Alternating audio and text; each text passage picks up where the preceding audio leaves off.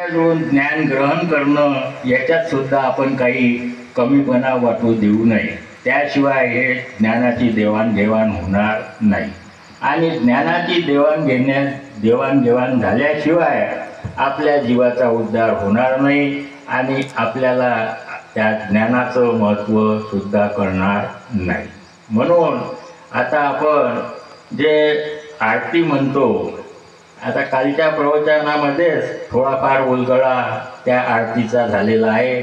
आता सर्वांनी तुम्ही कालचं प्रवचन ऐकलेलं आहेच.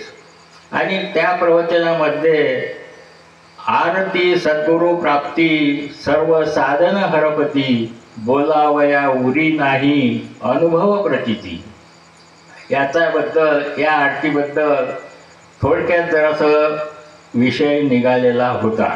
तुमच्या लक्षात असेल की बा हे जे आरती आहे, तर या आरतीच्या आधारेच आपल्याला त्याच्यातून पुढे वाटचाल करायची आहे.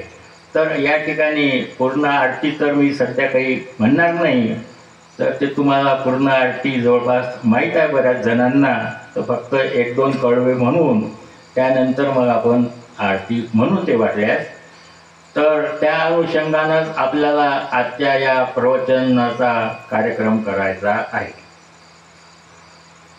आरती सद्गुरु प्राप्ती सर्व साधन हरपती बोलावया उरी नाही अनुभव प्रतीती. आरती सद्गुरु प्राप्ती चैतन्याची इच्छा झाली अहम ब्रह्म गर्जली ब्रह्मासनी येऊनिया विश्व उभी ते राहिली. आरती सद्गुरु प्राप्ती सर्व साधन हरपती बोलावया उरी नाही अनुभव प्रचिती. आरती सद्गुरु प्राप्ती विश्वरूपे काय केले एक अंड उभविले अंड्याखाली एक माया मूळ वेदाची न कळे. आरती सद्गुरु प्राप्ती सर्व साधन हरपती बोलावया उरी नाही अनुभव प्रचिती. आरती सद्गुरु प्राप्ती. तर अशा प्रकारे ही जवळपास 8 कडव्याची आरती आहे. आपण यातले 2च कडवे या ठिकाणी म्हटलेले आहेत. 8 कडवे म्हणायचं म्हटलं तर बराचसा वेळ आपला जाणार आहे. तर तुमच्याजवळ जवळपास बरेच सर्वांजवळ ही आरती असायलाच पाहिजे. तर संग्रह केलाच पाहिजे. तर आणि संग्रह नुसता करून त्यातून जे काही सार आहे तो सार आपल्याला शोधता आला पाहिजे. नाहीतर नुसता संग्रह करून ठेवायचं, पोथ्या पुराणं जमा करायचे आणि त्याच्यातून ज्ञान काहीच ग्रहण करायचं नाही, तर त्याचा काही उपयोग होणार नाही. तर जेवढं काही आपल्याला म्हणजे मनुष्यानं शेवटपर्यंत आपली विद्यार्थी दशाच कायम ठेवली पाहिजे. आणि जेणेकरून ज्या प्रकारे आपल्याला ज्ञान ग्रहण करायला मिळेल तेवढं ज्ञान ग्रहण करण्याचा प्रयत्न शेवटपर्यंत करतच राहिलं पाहिजे. तर गुरु शिष्याला या ठिकाणी बोध करतात.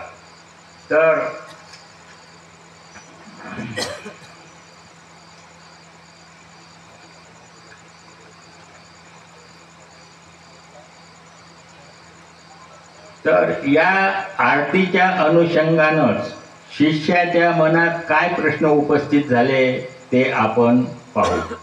तर शिष्य आपल्या मनातील प्रश्नाचं उत्तर आपल्या गुरुजवळून मिळवण्याचा प्रयत्न करत आहे. मग शिष्याच्या मनात कशा प्रकारचे प्रश्न उपस्थित झाले किंवा हे पिंड ब्रह्मांड जे म्हटले जाते. आता पिंड आणि ब्रह्मांड मोठे कठीण शब्द वाटतात. तर पिंड कशाला म्हणतात, ब्रह्मांड कशाला म्हणतात, तर मानीच्या खालच्या भागाला पिंड म्हटले जाते, मानीच्या वरच्या भागाला थोडक्यात सांगितलं तर वरच्या भागाला ब्रह्मांड म्हटले जाते आणि हे संपूर्ण जे आहे विश्व हे सर्व ब्रह्मांड गोल म्हणूनच निर्माण झालेलं आहे.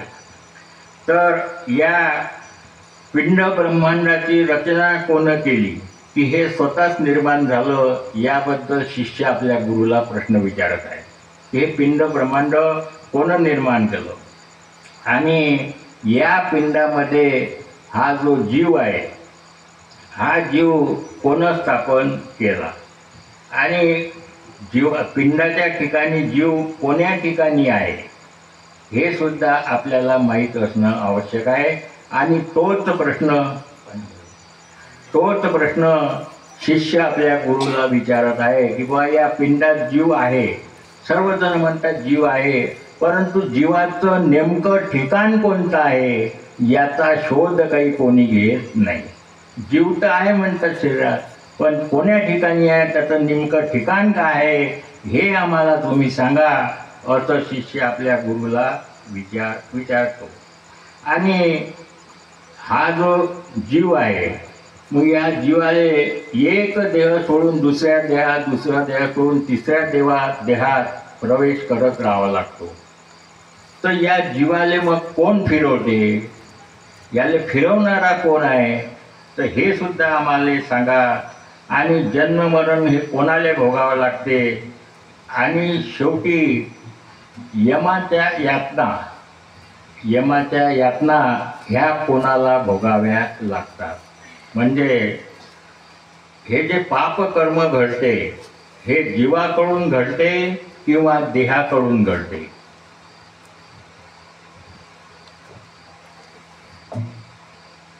तर आपल्याला 5 ज्ञानेंद्रिय, 5 कर्मेंद्रिय आणि 4 गुप्त इंद्रिय असे 14 इंद्रिय प्रत्येकाच्या देहाला लागलेले आहेत. मग या इंद्रियाद्वारे आपण चांगलेही कर्म करतो आणि वाईटही कर्म करतो. मग या वाईट कर्माचं फळ या जीवाला भोगावं लागते का या देहाला भोगावं लागते, हे आमच्या मनात शंका उत्पन्न झालेली आहे. असा प्रश्न शिष्य आपल्या गुरुला विचारतो. त्यावर गुरु आपल्या शिष्याला कशा प्रकारे बोध करतात तेच आपल्याला आजच्या या प्रवचनाच्या विषयातून पाहायचं आहे.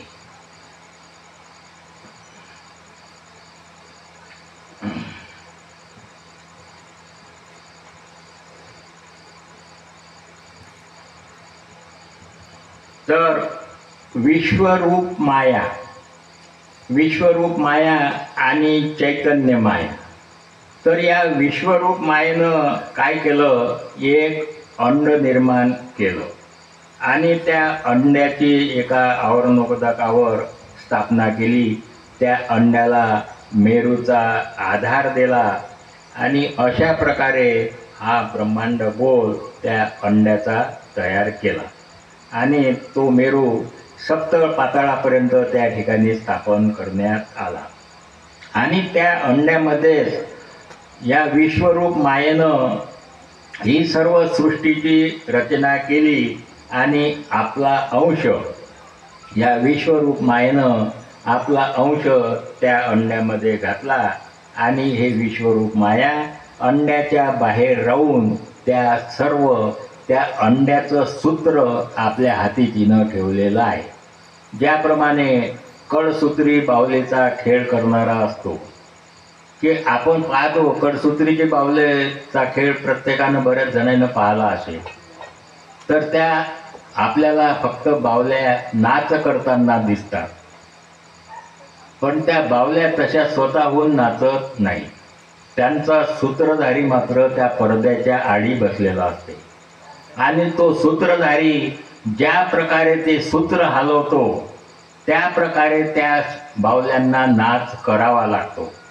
अशाच प्रकारे त्या अंड्याच्या बाहेर हे विश्वरूप माया सूत्रधारी बनलेली आहे आणि ज्याप्रमाणे ते सूत्र हलवते त्या प्रकारचे त्या अंड्यातल्या जीवांना तशा प्रकारचे कार्य करावे लागतात. तर अशी हे विश्वरूप माया सूत्रधारी बनलेली आहे. तर मग नुसता विश्वरूप मायेनं सूत्र हलवलं असं नाही, त्या ठिकाणी चैतन्य मायानं चैतन्य शक्ती निर्माण केली आणि त्यातील जीवांना चैतन्य उत्पन्न केलं. आणि त्याच अंड्यामध्ये 5 तत्व सुद्धा निर्माण केले. पृथ्वी, आप, तेज, वायू आणि आकाश हे पंचतत्व. पृथ्वी, आप, तेज, वायू, आकाश हे पंचतत्व आणि रजतम सत्व हे 3 गुण. तर अशा प्रकारे हा देह जो बनलेला आहे हा या पंचमहाभूतापासूनच बनलेला आहे. म्हणून या देहाला पंचभौतिक शरीर असं म्हणतात आणि देहाला अष्टधा प्रकृतीचा देह असं म्हणतात. कारण 5 हे तत्व पृथ्वी, आप, तेज, वायू, आकाश आणि रजतम सत्व हे 3 गुण, अशा प्रकारे अष्टधा प्रकृतीचा हा देह आहे. अशा प्रकारे या देहाला असं म्हटल्या जाते. आणि या 5 तत्वाचे 5 गुण या देहाला प्राप्त झालेले आहेत. शब्द, स्पर्श, रूप, रस आणि गंध. आता या शब्द, स्पर्श, रूप, रस आणि गंध हे जे पंचविषय या पंचभूतापासूनच आपल्याला प्राप्त झालेले आहे. आणि जे तरुण अवस्थेतले जीव आहे ते या पंच रसाच्या आहारी जातात. पंच जे तत्व आहे तर याच्या आहारी जाऊन स्वतःच्या हातानं स्वतःचा घात करायला प्रवृत्त होतात. तर शब्द, स्पर्श, रूप, रस आणि गंध हे पंचफळ्याची नागिन आपल्याला रात्रंदिवस दंश करत आहे. तर आपल्याला या 5 याच्यापासून अलिप्त राहावं लागते, याच्यापासून सावध राहावं लागते.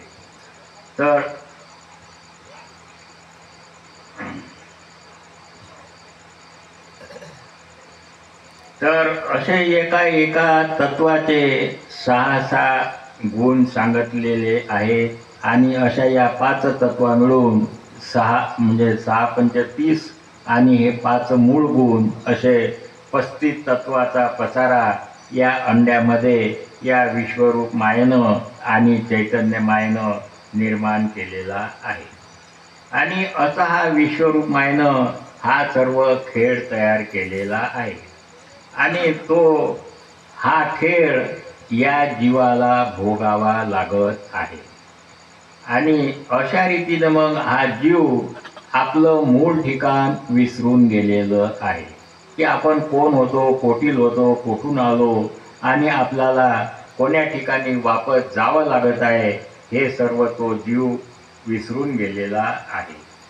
तर अशा प्रकारे ज्याप्रमाणे उंबराचं झाड असते आणि उंबराच्या झाडाला फळं लागतात आणि त्या फळामध्ये आपण जर ते फळ फोडून पाहिलं तर त्याच्यातून असंख्य जीव बाहेर पडताना दिसतात. तसे ते आपल्याला दिसत नाही.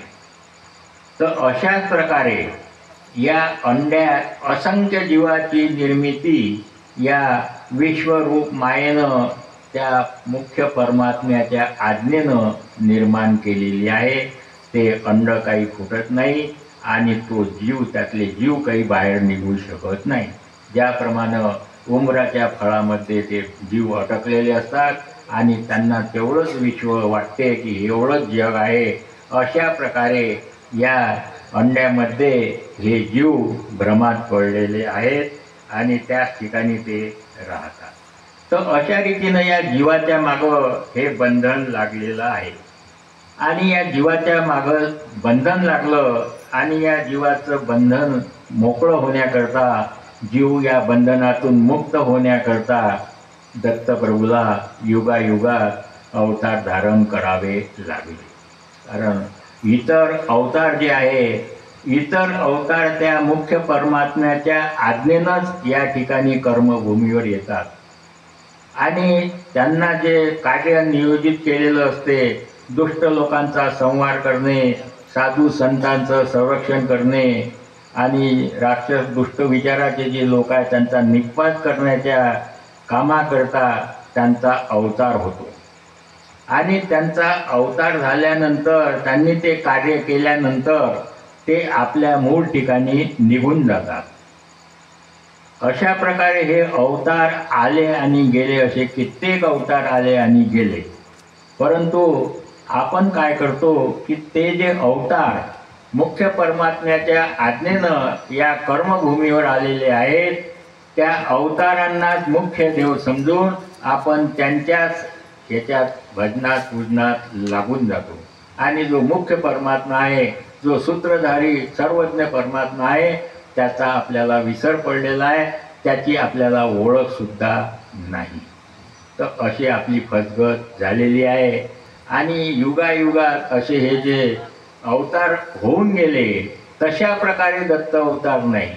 अवतार अनंत येती जाती, तैशी नवेगा दत्तात्रय मूर्ती, नाश कल्पांती असे ना. म्हणजे दत्तप्रभू आले आणि गेलेच नाहीत, अशा प्रकारे आपल्याला बऱ्याचशा ग्रंथाद्वारे पुरावा मिळतो. तर अशा प्रकारे आपण दत्तप्रभूच्या नामस्मरणानं प्रत्येकाला आपापल्या जीवाचा उद्धार करून घ्यावा लागतो. आणि ज्याचा जीवाचा उद्धार त्यालाच करावा लागतो. या ठिकाणी दुसऱ्याचं पुण्य आपल्या उपयोगी पडत नाही. ज्याच्या जीवाचा उद्धार त्यालाच करावा लागतो. आणि जीव मग या ठिकाणी अविद्येच्या संग भुलून गेलेला आहे आणि या मायेनं देवतेनं या जीवाच्या भोवती फासा घातलेला आहे आणि या फाशात हा जीव गुंतून पडलेला आहे. तर या मायेच्या फाशातून जीवाला मोकळं करण्याकरता या दत्तप्रभूला कृतायुगात, त्रेतायुगात, द्वापारयुगात आणि कलियुगात सुद्धा युगायुगात अवतार धारण करावं लागले. आता हे सर्व अवतार सर्वांना माहीत आहेत, पुन्हा सांगण्यात काही अर्थ नाही. कृतायुगात कोणता, त्रेतायुगात कोणता, द्वापारयुगात कोणता, कलियुगात कोणता, हे सर्व आपल्याला सर्व अवगतच आहे. तर याच्यातून सांगतो की बा याच्यातून आपल्याला नामस्मरणानंच आपल्या जीवाचा उद्धार होतो. नामस्मरणाचं महत्त्व दत्तप्रभू या जीवाच्या उद्धाराकरता आले. तर येताना सोबत ज्ञान, भक्ती, वैराग्य हे घेऊन आले आणि आपल्या भक्ताला त्यांनी तसं दान दिलेलं आहे. आणि नामदानाचं सुद्धा त्यांनी दान दिलेलं आहे. असा दत्त हा आपल्यासाठी दाता आहे. तर अशा रीतीनं आपण अहंकाराचा त्याग करून नामस्मरणाचा स्वीकार करून आपल्याला ज्याच्या जीवाचा उद्धार त्यालाच करावा लागतो. कारण हे जे सर्व देव देवी देवता आहेत, हे सुद्धा त्या मुख्य परमात्म्याचं म्हणजे आनंदाचंच नामस्मरण करतात. हे बऱ्याचशा ग्रंथाद्वारे आपल्याला अवगत आहे. तर अशा रीतीनं जे आपण ज्या आनंदाचं नामस्मरण करतो आणि इतर सुद्धा त्याच आनंदाचं नामस्मरण करतो, त्यामुळे आपण आपले ते गुरुबंधूच लागतात. म्हणून एकमेकांचा द्वेष करण्यात काही अर्थ नाही. तर ज्याला जशी भक्ती पटते तसं त्याप्रमाणे जो आपापलं आचरण करते. ज्याला त्यातलं गुह्य कळत कळत गेलं तोच मग त्या मुख्य परमात्म्याला जाणू शकते. नाही तर मग इतर जे आता देवी देवतांची संख्या सांगितलेली आहे, 81 कोटी 1.25 लक्ष वरी 10 देवता, यांच्यामध्ये कोणी दिसेना मोक्षाचा दाता. तर ह्या जे देव आहेत, देवता आहेत, यांची भक्ती केली तर त्या लवकर प्रसन्न होतात. परंतु त्यांच्याजवळ मोक्ष देण्याचा अधिकार नाही. ते सुख, संपत्ती, ऐश्वर याचं दान आपल्याला देऊ शकतात आणि लवकर प्रसन्न होऊन सुख, संपत्ती, ऐश्वर आपल्याला प्राप्त होते, स्वर्गाचं सुख प्राप्त होते. परंतु मोक्ष मात्र देऊ शकत नाही. मोक्षाचं दान देणारे फक्त दत्तप्रभूच आहे. म्हणून आपल्याला या जीवाला या 84 लक्ष योनीच्या फेऱ्यातून मुक्त करायचं आहे की सुख, संपत्ती, ऐश्वर भोगायचं आहे, हे ज्याचं त्याला ठरवावं लागते. याचा निर्णय ज्याचा त्यालाच घ्यावा लागतो की आपल्याला मृत्यूनंतर स्वर्गाचं सुख भोगायचं आहे की या जीवाला जन्म मरणाच्या फेऱ्यातून मोकळं करायचं आहे, ज्या ठिकाणाहून जीव आला त्याच ठिकाणी न्यायचं आहे की आपल्याला सुख संपत्ती ऐश्वर म्हणजे अमृताचं प्राशन करायचं आहे, काय करायचं आहे हे ज्याचा निर्णय त्यालाच घ्यावा लागते. तर त्यासाठी आपल्याला दत्तप्रभू दत्तभक्ती आणि आनंद परमात्मा याचं सखोल ज्ञान असणं आवश्यक आहे. आणि त्यासाठी ज्ञान मिळवण्याकरता ग्रंथ ऐकणं वाचणं याची आवड आपल्याला असणं आवश्यक आहे. त्याशिवाय ज्ञान प्राप्त होऊ शकत नाही.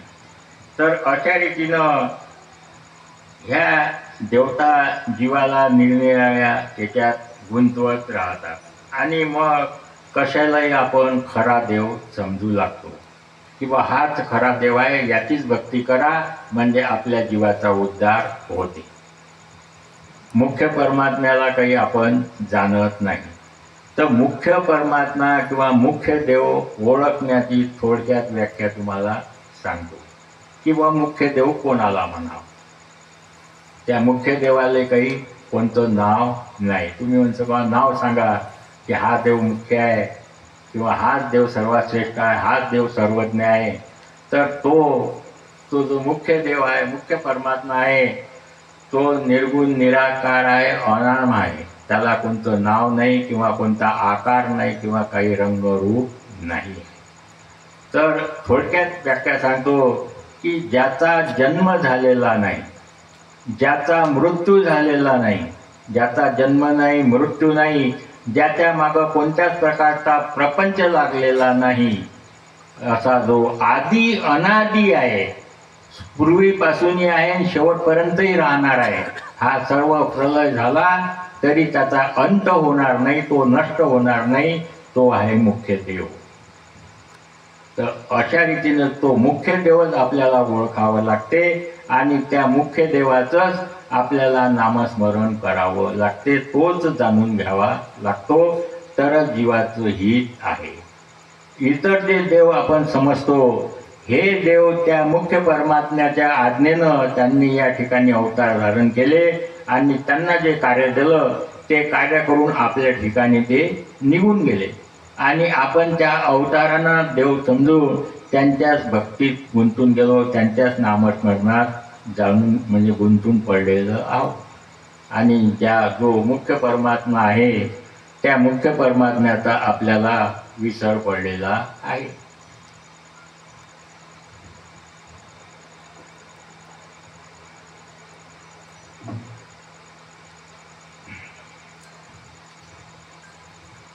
म्हणजे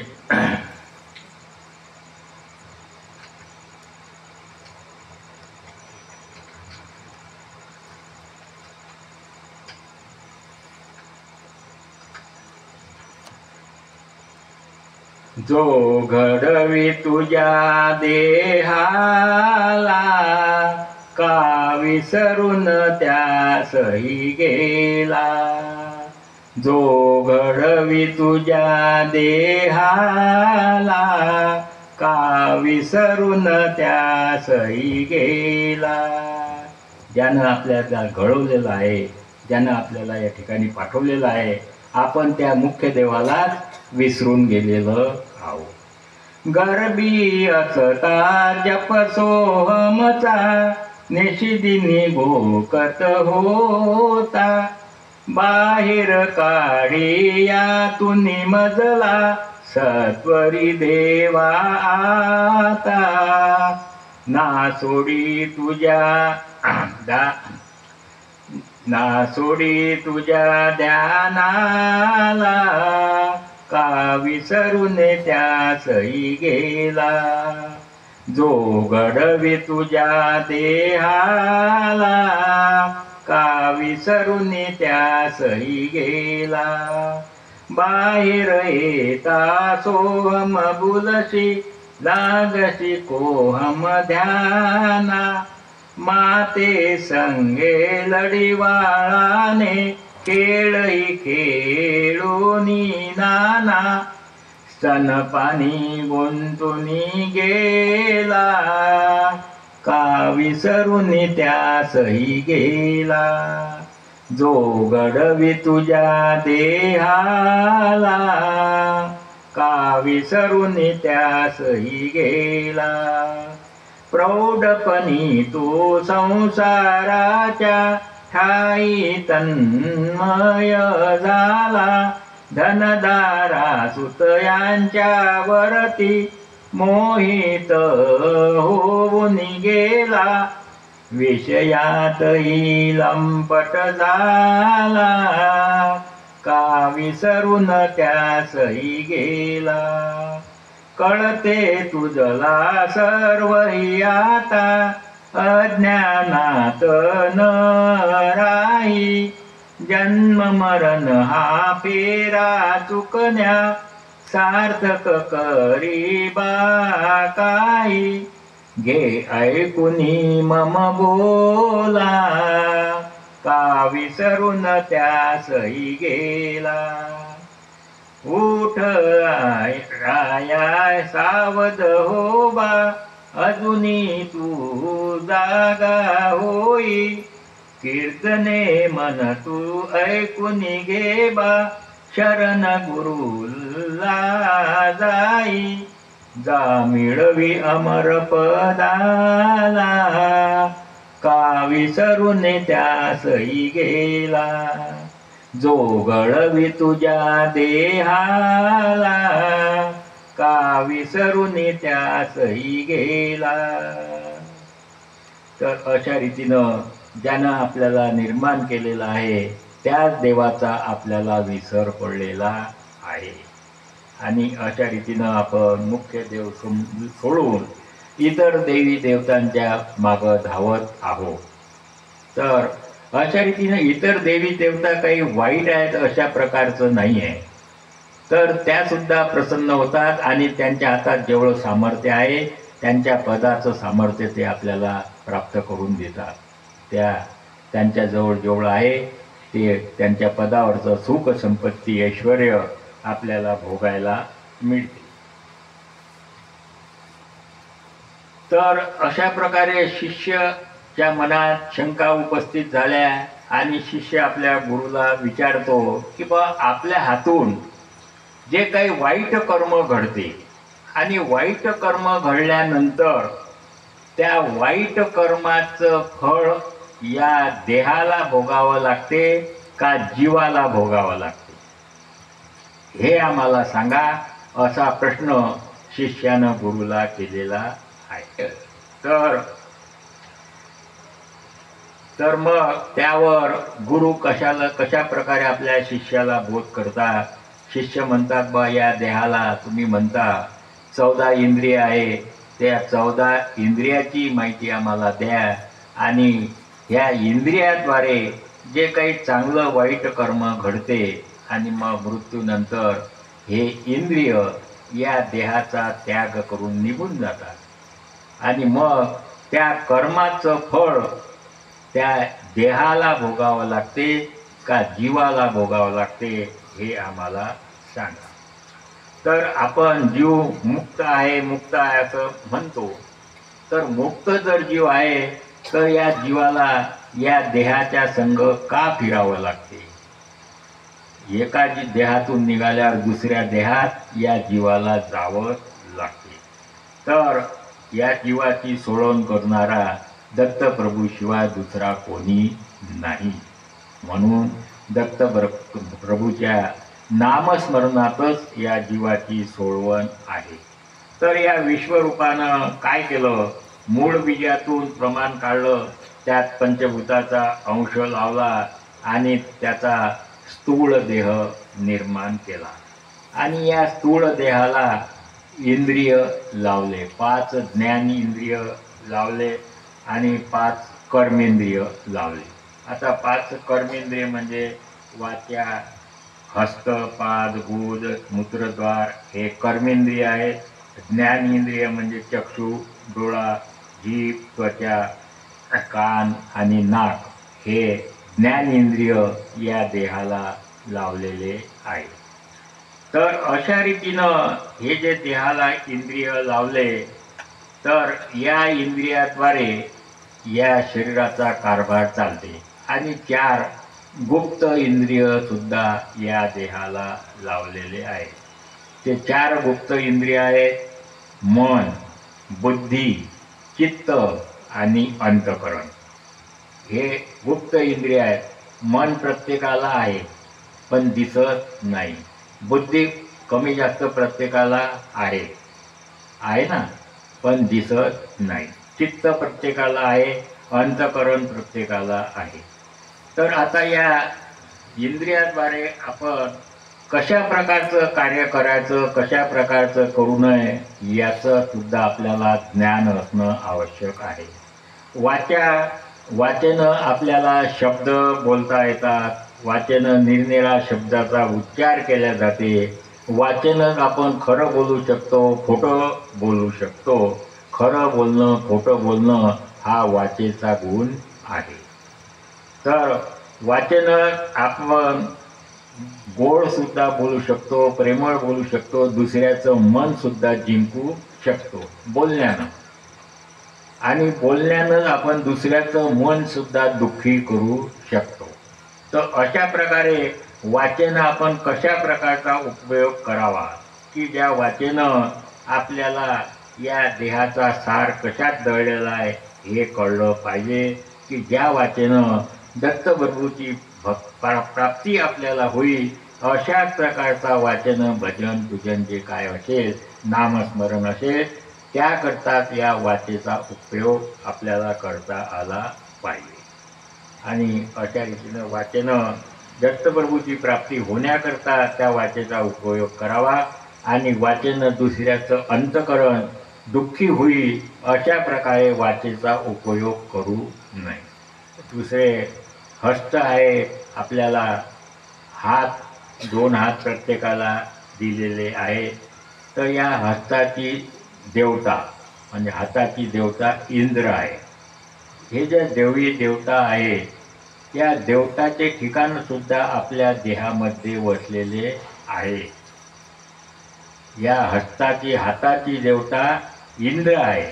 आणि या इंद्र देवतेच्या प्रेरणेने, इंद्र देवतेच्या प्रभावामुळे आपण हातानं चांगली कामं करू शकतो आणि वाईटही कामं करू शकतो. हातानं दान पुण्य केल्या जाते आणि हातानं एखाद्याचा खून सुद्धा केल्या जाऊ शकते. तर अशा प्रकारे चांगलंही काम या हातानं होऊ शकते आणि वाईटही काम या हाताद्वारे आपल्याला होऊ शकते. तर आपण कशा प्रकारचं काम करायचं की ज्या कामानं आपल्याला दत्तप्रभूची प्राप्ती होईल, जीवाचा उद्धार होईल. तर असं हे हाताचं काम देणं घेणं आहे.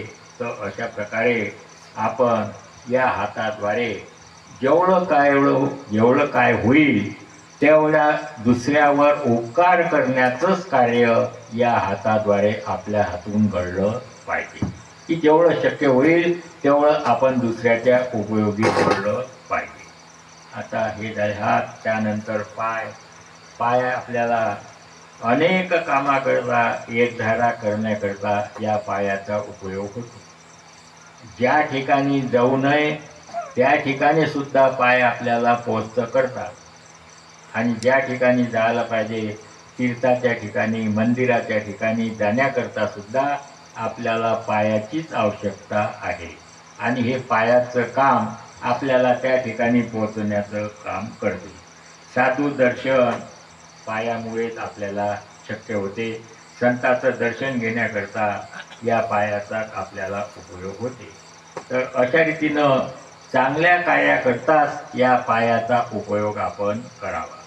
आणि त्याच्यानंतर मूत्रद्वाराद्वारे जे शरीरातली घाण आहे ते घाण आपल्याला बाहेर टाकल्या जाते.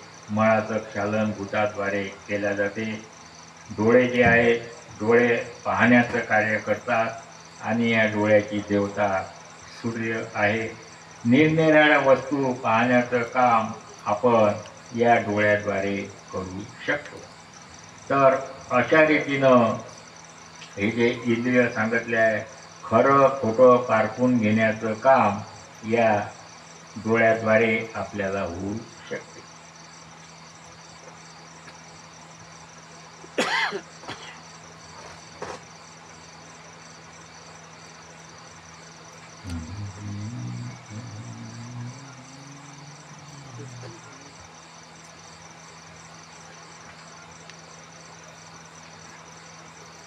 तर असे हे 5 ज्ञानेंद्रिय, 5 कर्मेंद्रिय आणि 4 गुप्त इंद्रिय, मन, बुद्धी, चित्त, अंतःकरण या देहाला लावण्यात आलेले आहे. त्वचा आणि हे जे इंद्रिया, त्वचाची देवता वायू आहे आणि त्वचा कोणाची काळी त्वचा असते, कोणाची गोरी त्वचा असते, असे या त्वचेला रंग आहे.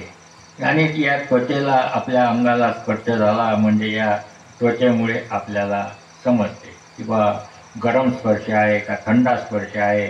या त्वचेमुळेच आपल्याला ज्ञान प्राप्त होते. तर ज्या स्पर्शानं आपल्याला दत्तप्रभूचा स्पर्श होईल असा उत्तम गुण या त्वचेद्वारे आपण घ्यावा. आता 4 गुप्त इंद्रिय जे आहेत, तर 4 गुप्त इंद्रिय मन, बुद्धी, चित्त, अंतःकरण, अहंकार. तर अहंकार आपल्याला असू नये. अहंकारानं कोणाचं चांगलं झालेलं नाही. आता एवढा मोठा यदुराजाचं नाव तुम्ही ऐकलं असेल. यदुराजा आणि अवधूत स्वामी म्हणजे दत्तप्रभू यांचे संवाद बऱ्याचशा ग्रंथामध्ये आलेले आहेत. तर यदुराजासारख्याला सुद्धा एक वेळा अहंकाराला बळी पडावं लागलं. यदुराजा अवधूत स्वामीचा आवडता भक्त होता आणि अवधूत स्वामीचं यदुराजावर अतोनात प्रेम होतं. असा तो आवडता भक्त शिष्य तो यदुराजा होता. मग यदुराजाला आपल्या भक्तीचा अहंकार निर्माण झाला की माझ्यासारखा अवधूत स्वामीचा दुसरा कोणीच भक्त या पृथ्वी तलावर नाही. माझ्यावरच अवधूत स्वामीची पूर्ण कृपा आहे असा यदुराजाला अहंकार झाला. आणि तो अहंकार अवधूत स्वामीला कळला की आपल्या भक्ताला, आपल्या शिष्याला, यदुराजाला आपल्या ज्ञानाचा, भक्तीचा अहंकार झालेला आहे. म्हणून त्याच्या अहंकाराचं हरण करण्याकरता अवधूत स्वामीनं काय केलं की यदुराजाला बोलावलं आणि सांगितलं की यदू, ज्या ठिकाणी जे एका पहाडाच्या ठिकाणी एक साधू महाराज आहे आणि त्या साधू महाराजाच्या ठिकाणी जाऊन तू त्या महाराजांना बोलावून घेऊन ये. अशा प्रकारे त्या अवधूत स्वामीनं यदुराजाच्याकडे काम सोपवलं की बा अबू पर्वतावर जा, त्या ठिकाणी एक गुहा आहे आणि त्या ठिकाणी साधू महाराज आहे आणि माझं नाव सांग की बा त्यांना बोलावलं म्हणून. असं काम अवधूत स्वामीनं यदुराजाकडे सोपवलं. मग यदुराजा गेले ते अबू पर्वतावर आणि त्या ठिकाणी पाहिलं तर एका गुहेत एक साधू महाराज झोपलेले दिसले. मग ते साधू महाराजाला आवाज देऊ लागले. साधू महाराज काही हालचाल करत नव्हते. मग आवाज दिल्यावर ते आवाज देत नाही, प्रतिसाद देत नाही. म्हणून यदुराजा त्या साधू महाराजाच्या जवळ गेले. साधू महाराज त्याच्या जवळ यदुराजा गेल्यानंतर पाहिलं तर ते साधू महाराजांना महारोग झालेला होता. अंगाची दुर्गंधी येत होती. म्हणून त्यांना हलवण्याचा प्रयत्न केला. तोंडाजवळ तोंड नेलं आणि अंगाजवळ स्पर्श करून पाहिला, परंतु साधू महाराज काहीच हालचाल करत नव्हते. मग असं करता करता काय झालं की यदुराजानं मग आपले कान त्या साधू महाराजाच्या तोंडाजवळ नेले. तोंडाजवळ नेल्यावर त्याचं तोंड बंद होतं, डोळे बंद होतं, तरी त्या साधू महाराजाच्या शरीरातून नामस्मरण स्पष्ट असं यदुराजाला ऐकू येत होतं की तो जरी झोपलेला होता, तरी अशा अवस्थेत होता, तरी त्याचं झोपलेल्या अवस्थेत सुद्धा नामस्मरण असं अखंड चालू होतं. असं तो साधू महाराज म्हणजे झोपेत असो, स्वप्नी, सुसुप्ती, उन्मनी अवस्था, ज्या काही 4 अवस्था आहेत, कोण्याही अवस्थेत असलं तरी त्याच्या नामस्मरणात खंड नव्हता. आणि त्यानं पाहिलं की तोंड बंद आहे तरीसुद्धा आपल्याला नामस्मरणाचा उच्चार ऐकू येत आहे. आणि मग अशा रीतीनं तो त्या साधू महाराजाच्या ठिकाणी यदुराजा नतमस्तक झाला. आणि तो साधू महाराज म्हणजे कोण होते, तर ते साधू महाराज होते खडांग ऋषी. खडांग ऋषी, की त्या खडांग ऋषीनं एवढं नामस्मरण केलं की 16 महिन्याच्या नामस्मरणात त्यांना मोक्षपदाची प्राप्ती झाली. आणि यदुराजानं पाहिलं की आपलं नामस्मरण यांच्यापुढे काहीच नाही. तर अशा रीतीनं यदुराजाचा सुद्धा त्या ठिकाणी गर्वाचं हरण अवधूत स्वामीनं केलं, दत्तप्रभूनं केलं. तर आता मन, बुद्धी, चित्त आणि अंतकरण, तर हे जे मन आहे, तर मनाची देवता चंद्र आहे. आणि या चंद्र या देवतेच्या प्राबल्यामुळे आपण मनानं कोणतं काम करतो, काय करतो, तर त्याच्यामुळेच त्या चालना मनाले चंद्रदेवता देते. आणि चंद्रदेवतेच्या चालनेमुळेच मन मग चांगलंही काम करते आणि वाईटही काम करते. तर या मनाचे सुद्धा 4 प्रकार सांगितलेले आहे. मनाचे प्रकार आहेत मायामय मन, मायातीत मन, अविद्यामय मन आणि विद्यामय मन. 4 प्रकारचे मनातून आपलं मन कोण्यातरी प्रकारात बसते, बसायलाच पाहिजे. तर आपलं मन कशा प्रकारचं आहे हे ज्याचं त्यानं ठरवावं. मायामय मन म्हणजे ज्याचं मायामय मन आहे, ते मायामय मन प्रपंचात गुंतून राहते. नाना प्रकारचे खोटे नाटे कर्म करून आपलं उदर भरण्याचं कार्य करत राहते. मायामय मन खोटे नाटे कर्म करून आपला पोट भरण्याचा उपाय करत राहते. आणि अहोरात्र काळजीतच असते आणि भक्तीचा तो अजिबात विसरत पडलेला असते आणि धनसंपत्तीवरच खूप प्रेम असते. असे ज्याचे वर्तणूक आहे, समजा याचं मायामय मन आहे. हे झालं मायामय मन. आणि त्यानंतर दुसरं आहे मायातीत मन. मायातीत मन म्हणजे मायेतून निघालेलं मन, किंवा ते मायेत गुंतलेलं नाही, कारण त्याचं सर्व मन परमात्म्याच्या स्वरूपाची लीन झालेलं असते आणि त्याला संतती संपत्ती आवडत नाही, कारण मायेच्या वेगळं झालेलं मन असते. तो या संतती संपत्तीच्या फंदात पडत नाही. त्याला मान काय आणि अपमान काय याचं काही सुखदुःख वाटत नाही. त्याला म्हणतात मायातीत मन. तिसरं अविद्यामय मन. ज्याचं अविद्यामय मन आहे त्याला विषय वासनेची आवड जास्त असते. नेहमी त्याचं लक्ष विषयाकडेच लागलेलं असते आणि आपल्याला आवडलेल्या स्त्रीकरता तो सर्व धनसंपत्ती जरी गेली तरी त्याच्यात तो काही दुःख मानत नाही. एवढी त्याला श्रीप्राप्तीची आशा लागलेली असते. शास्त्र पुराण अजिबात आवडत नाही. असं जो वागतो त्याचं मन समजा अविद्यामय मन आहे असं समजावं. आणि चौथा प्रकार आहे विद्यामय मन. विद्यामय मन तर याले इतर कर्म आवडत नाही, फक्त त्याला परमार्थच आवडतो. आणि जेवढं काही आपल्याला ज्ञान प्राप्त होईल तेवढं तो ज्ञान मिळवण्याचा नेहमी प्रयत्न करत राहतो. त्याला काय म्हणतात, विद्यामय मन म्हणतात. त्याचं सर्वांवर खूप प्रेम असते आणि पुण्यदान करणे आणि आपल्याला कशा प्रकारे परमात्म्याची प्राप्ती होईल यातच त्याचं सर्व लक्ष लागलेलं असते आणि त्याकरता तो निरनिराळ्या प्रकारचे परमार्थ साध्य करण्याचा प्रयत्न करतो. तर अशा रीतीनं हे आपल्याला सुद्धा या विद्यामय मन करून आपल्याला दत्तप्रभूची प्राप्ती करून घ्यावी लागते आणि प्रपंच करून परमार्थ साध्य करता आला पाहिजे. प्रपंचही साध्य करावा लागते, कारण एक करून काही साध्य होत नाही. प्रपंच करत राहिलं तर परमार्थ साध्य होत नाही आणि नुसतं परमार्थ जर करत राहिलं तर आपण आपलं पोट भरू शकत नाही.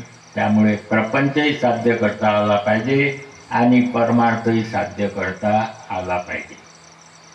तर प्रपंच आणि परमार्थ त्यासाठी एक हात प्रपंचावर आणि एक हात परमार्थावर ठेवावा लागतो, तरच प्रपंच आणि परमार्थ दोन्ही साध्य होतात.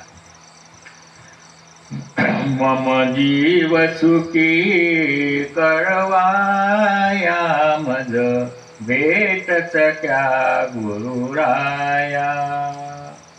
मन चंचल भटके भारी मती कुंठित होऊन हारी. त्या अडळपदी बसवाया मज भेट सख्या गुरुराया. किती भुलवी जीवाला माया कशी फसली त्यातची काया. त्या मधून तिला काढाया मम भेट सख्या गुरुराया. बहुकाम क्रोधशी नवीती मदमत्सर विलयाने ती. त्या पासूनी दूर कराया मज भेट सख्या गुरुराया. मम जीव सुखी करवाया मज भेट सख्या गुरुराया.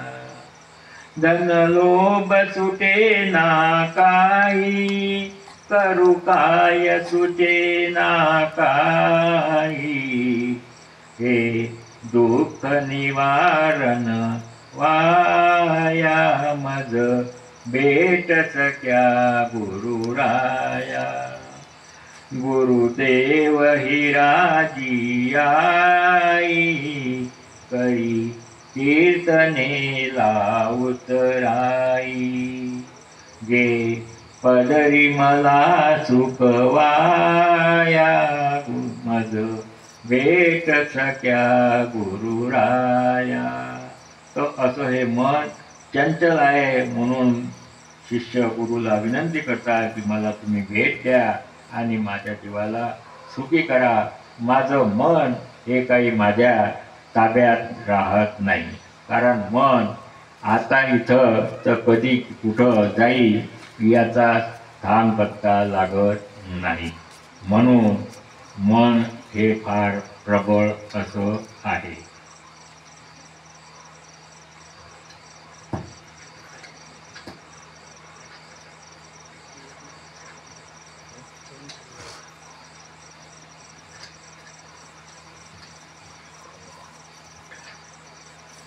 तर मनाच्या बाबतीत मन कशा प्रकारचं आहे आणि मनावर ताबा ठेवणारा योगी फार दुर्मिळ आहे. मन आता कुठं तर थोड्या वेळात कुठं जाईल याचा पता लागत नाही. तर आमचे मित्र होते, आता ते मोक्षवासी झालेले आहेत. तुम्ही ओळखत असाल त्यांना. अरुण पाटील वायझाळे लासूर, ओळखतात? त्यांचं आवडतं पद आता आपण म्हणू. या मनाच्या बाबतीतच त्यांचं नेहमीचं आवडतं जे पद आहे ते आपण या ठिकाणी यावेळेस त्यांच्या स्मरणार्थ म्हणू. कारण कोणत्याही ठिकाणी सप्त्यावर गेले, महापूजेवर गेले म्हणजे आवर्जून ते पद त्या ठिकाणी ते म्हणत. काय करू कस करू सांगा ना गुरु, तंग करते मला माझे पाखरू.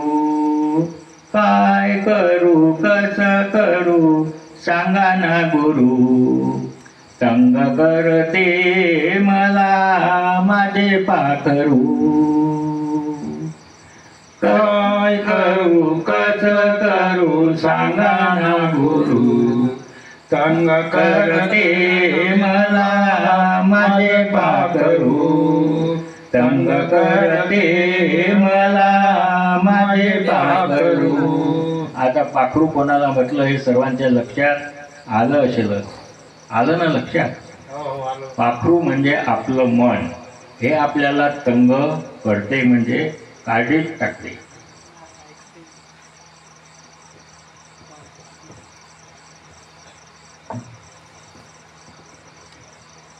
दश दिशा फिरून येते लाखो योजन, दश दिशा फिरून येते लाखो योजन. फेरी फिरोनी क्षणात येते थकवा नाही जाण, फेरी करोनी क्षणात येते थकवा नाही जाण. किती समजावू किती समजावू किती आवरू, तंग करते मला माझं पाखरू. काय करू कस करू सांगा ना गुरु, तंग करते मला माझं पाखरू. तंग करते मला माझं पाखरू. कोंडून पाहावे कोंडा येईना कोणत्या पिंजऱ्यात, कोंडून पाहावे कोणता येईना कोणत्या पिंजऱ्यात. गाठ बांधून पाहावे बांधता येईना थकले महाबलवंत, गाठ बांधून पाहावे बांधता येईना थकले महाबलवंत. फिरून येता करते गाराने सुरू, फिरून येता येता जाता करते गाराने सुरू.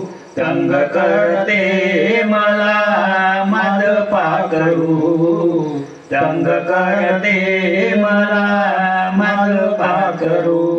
काय करू कस करू सांगा ना गुरु, तंग करते मला माझं पाखरू. तंग करते मला माझं पाखरू. किती आवरावे किती समजावे टाकले बंदी शाळेत, किती आवरावे किती समजावे टाकले बंदी शाळेत. त्या शाळेला 9 दरवाजे खिडकी कुलूप जबरदस्त, त्या शाळेला 9 दरवाजे खिडकी कुलूप जबरदस्त. 10 रक्षकांना आवरत नाही, 10 रक्षकांना आवरत नाही कोठे कैफत करू. 10 रक्षकांना आवरत नाही कोठे कैफत करू. तंग करते मला माझं पाखरू, तंग करते मला माझं पाखरू. काय करू कस करू सांगा ना गुरु, तंग करते मला माझं पाखरू. तंग करते मला माझं पाखरू. हंस त्याची पुरी होईना पंचविषयी जाई रंगून, हौस त्याची पुरी होईना पंचविषयी जाई रंगून. जपी तपी साधक थकले सर्व झाले मौन, जपी तपी साधक थकले सर्व झाले मौन. मारता येईना जाडता येईना, मारता येईना जाडता येईना उपाय कोणता करू. मारता येईना जाडता येईना उपाय कोणता करू. तंग करते मला माझे पाखरू, तंग करते मला माझे पाखरू. काय करू कस करू सांगा ना गुरु कांग करते मला माझ पाखरू तंग करते मला माझ पाखरू उडता उडता खाते पिते तिन्ही ताळाशी उडता उडता खाते पिते तिन्ही ताळाशी तिन्ही ताळा भोजन केले तरी ते उपवासी तिन्ही ताळा भोजन केले तरी ते उपवासी जाता येता काही दिसेना जाता येता काही दिसेना झाले मी बावरू तंग करते मला माझे पाखरू तंग करते मला माझे पाखरू काय करू कस करू सांगा ना गुरु तंग करते मला माझे पाखरू तंग करते मला माझे पाखरू या पाखराला आवरणारा विश्वाचा एकच धनी या पाखराला आवरणारा विश्वाचा एकच धनी पंचप्राणाची करा ओवाळणी लागा गुरुचरणी पंचप्राणाची करा ओवाळणी लागा गुरुचरणी चरण गळे हो चरण दयांचे धरू तंग करते मला माझे पाखरू तंग करते मला माझे पाखरू काय करू कसे करू सांगा ना गुरु तंग करते मला माझे पाखरू तंग करते मला माझे पाखरू तर अशा रीतीनं हे मन काही आपल्या ताब्यात राहत नाही आपल्याला तंग करते यावर शिष्य आपल्या गुरुला विनंती करतात गुरु महाराज हे मन काही आमच्या ताब्यात राहत नाही त्यासाठी आम्ही काय काय प्रयत्न केले परंतु मन काही आमच्या आटोक्यात येत नाही आम्हाला हे तंग करत आहे अशी कैफत शिष्यानं आपल्या गुरुजवळ मांडलेली आहे तर असं हे मन आपल्या आटोक्यात येणारं नाही तर हे मन असं हे गुप्त इंद्रिय आपल्या देहामध्ये आहे मन प्रत्येकाच्या देहामध्ये आहे तर हे मन या मनावरच आपल्याला नियंत्रण ठेवावं लागते इतरत्र मन भटकू द्यावं लागत नाही आता दुसरं गुप्त इंद्रिय आहे बुद्धी बुद्धी हे प्रत्येकाला आहे आणि बुद्धी हे सर्वाले लागलेली आहे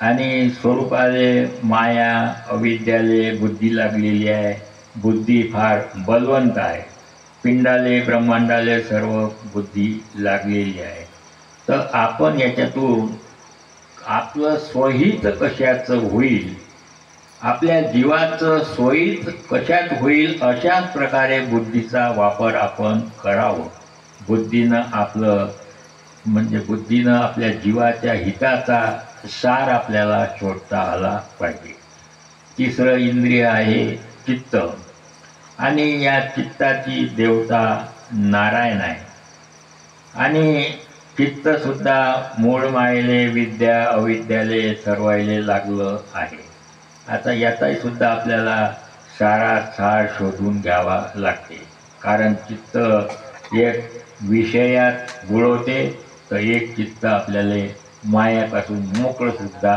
करते तर अशा रीतीने या चित्तानं सुद्धा आपल्याला त्या परमात्म्याचं परस्वरूप ओळखता आलं पाहिजे तर अशा रीतीनं याचा आपण चित्ताचा अनुभव घ्यावा आणि जे वाईट चित्त आहे त्याचा त्याग करावा आता अंतःकरण अहंकार याची देवता रुद्र आहे तर अहंकार म्हणजे चिंतनानंतर कर्माला तत्क्षणी प्रवृत्त होणे आपण जे काही चिंतन करतो विचार करतो आणि एखादं कर्म करण्यासाठी प्रवृत्त होतो आता याचं एखाद्या रुद्र देवता, या अहंकाराची अंतकरणाची देवता रुद्र आहे, आणि या रुद्र देवतेच्या बळानंच आपण एखादं कर्म करण्याला प्रवृत्त होतो.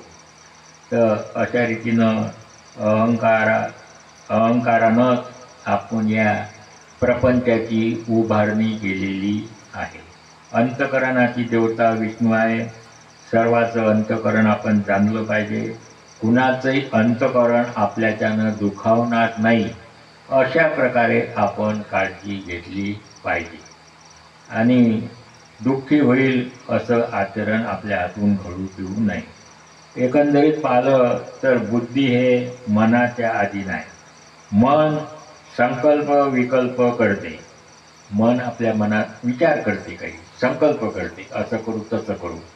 त्यावर मग त्याले बुद्धी मन पक्क करते, निश्चय करते. आणि बुद्धीनं निश्चय केला की चित्त मग त्याला चेतवण्याचं काम करते. चित्त मग आणि अहंकार करता होतो, आणि अशा रीतीनं अहंकार मग ते कर्म करते. असं एकमेकाला हे चारही इंद्रिय सहाय्य करतात, मदत करतात. तर ह्या 14 इंद्रियाचा मेळ जीवाले लागला आहे.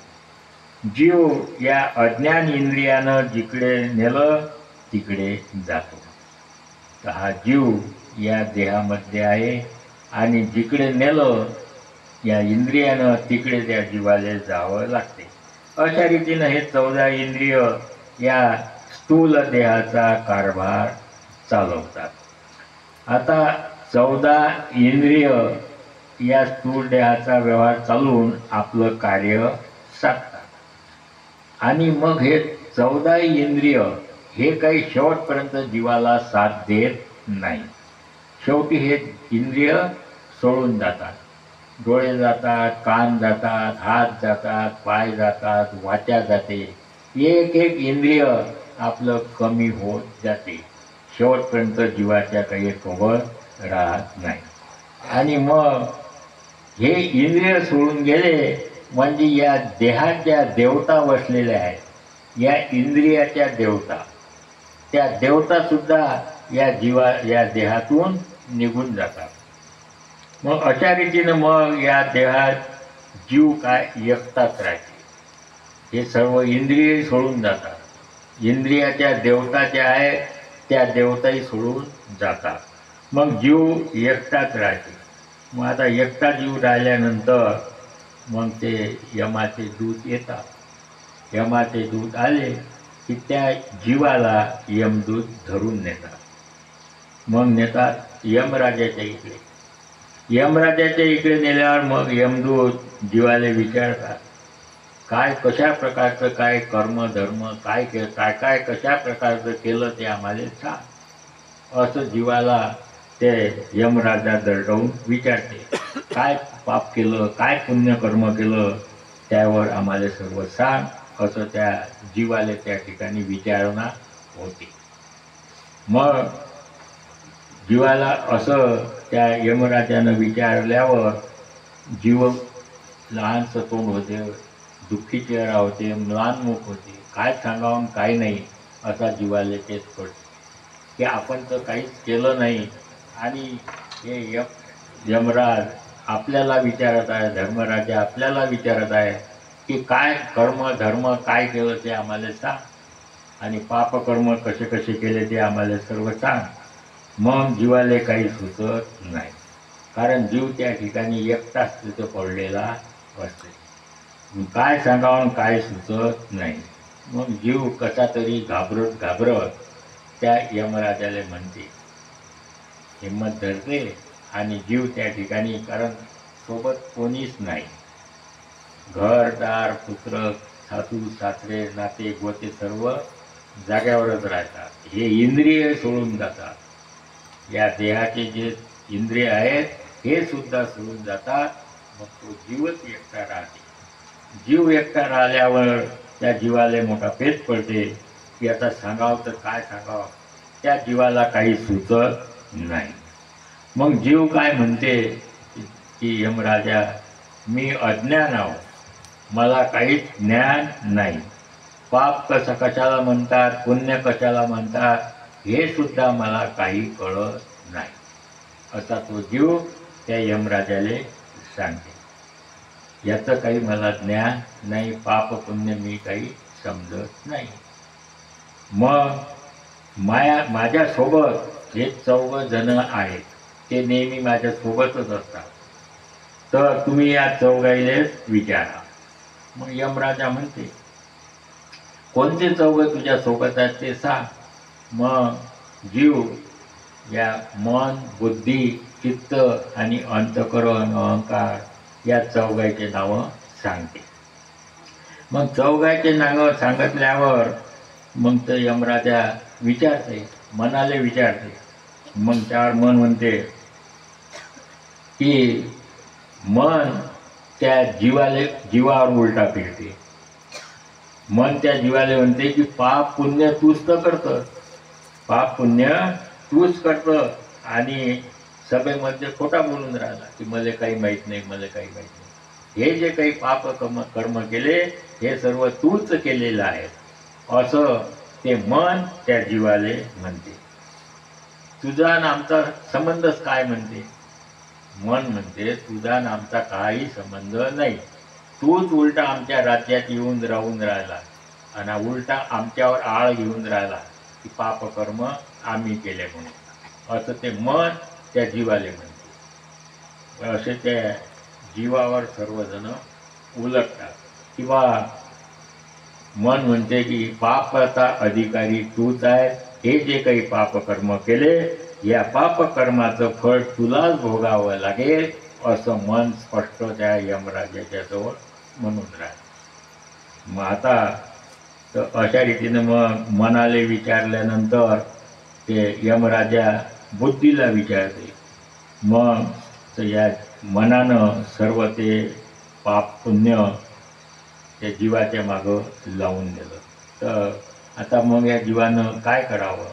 मग मोठ्या आशेनं जीव दुसऱ्या इंद्रियाच्या इकडे पाहू लागला, बुद्धीच्या इकडे, किंवा बुद्धी तरी आपल्या इकडून बोली. म्हणून जीव त्या बुद्धीला विचारते. मग बुद्धी काय म्हणते जीवाले, पापाचा अधिकारी तूच आहे, तू पापाचा अधिकारी आहे, पापाचं फळ तुलाच भोगावं लागेल, याच्यात आमचा काही संबंध नाही, अशी बुद्धीसुद्धा जीवाले म्हणून लागली. तर तूच पापिष्ट आहे आणि आपलं ठिकाण सोडून या परदेशात आलेला आहे. बुद्धी काय म्हणते, काय जे आपलं मूळ ठिकाण सोडलं. मूळ ठिकाण कोणतं होतं जीवाचं. मूळ ठिकाण होतं आनंद परमात्म्याच्या जवळ. ते बुद्धी त्याला म्हणून राहिली त्या ठिकाणी, हे मूळ ठिकाण सोडून तूच आमच्या राज्यात येऊन राहून राहिला, हे तर आमचं राज्य आहे, या ठिकाणी तुला याची काहीच आवश्यकता नव्हती, असं तो उपरोधिक टोला बुद्धी त्या जीवाला लावून राहिले. आता हा जीव मूळ आनंदाच्या ठिकाणी होता आणि त्या आनंदाच्या सभेत आनंदाजवळ असल्यावर त्या ठिकाणी आनंदाची सभा भरलेली होती. त्या ठिकाणी आदिगम, विष्णुनद, अहम ब्रह्मा, परामाया हे सर्वजण त्या सभेत उपस्थित होते. आणि त्या ठिकाणी अशी सभा भरल्यानंतर त्या ठिकाणी विद्या आणि अविद्या ह्या 2 कुमारिका बाला ह्या पाताळातल्या त्रिविक्रम राजाच्या कन्या होत्या. पाताळातला त्रिविक्रम नावाचा राजा, त्याच्या 2 कन्या विद्या आणि अविद्या ह्या त्या ठिकाणी आनंदाच्या सभेच्या ठिकाणी आल्यानंतर त्या नृत्य करू लागल्या, गायन करू लागल्या आणि गाणे गाता गाता नृत्य करता करता त्या सभेत नाचून फिरू लागल्या. आता त्यांचा नाच पाहून या जीवाचं मन मोहित झालं. त्या निरनिराळ्या प्रकारचे म्हणजे खाणाखुणा त्या विद्या या जीवाला करत होत्या आणि त्यांच्यावर हा जीव मोहित होऊन गेला. आता मोहित होऊन गेल्यानंतर तो जीव आपलं मूळ विसरला आणि त्यांच्याच नादी लागून गेला, विद्याच्या अविद्येच्या. आणि मग असं आपलं जे काही आहे ते सर्व तो विसरून गेला. आणि यांच्या त्या आनंद परमात्म्याच्या लक्षात आलं की हा जीव बिघडलेला आहे, या जीवाला दुरुस्त करण्याकरता मलिन झालेला आहे, या देवतेच्या संग मलिन झालेला आहे, विद्या अविद्येचा नाद याला लागलेला आहे, याला आता कर्मभूमीवरच पाठवा आणि तिथून शुद्ध झाल्यानंतरच पुन्हा या ठिकाणी तो जीव येईल, तरच आपण त्याचा स्वीकार करू. अशा रीतीनं तो जीव या कर्मभूमीवर पाठवण्यात आला. आणि कर्मभूमीवर आल्यावर इथं या मायामोहात एवढा गुंतून पडला की आपल्या मूळ ठिकाणी जायचं नाव सुद्धा घेत नाही.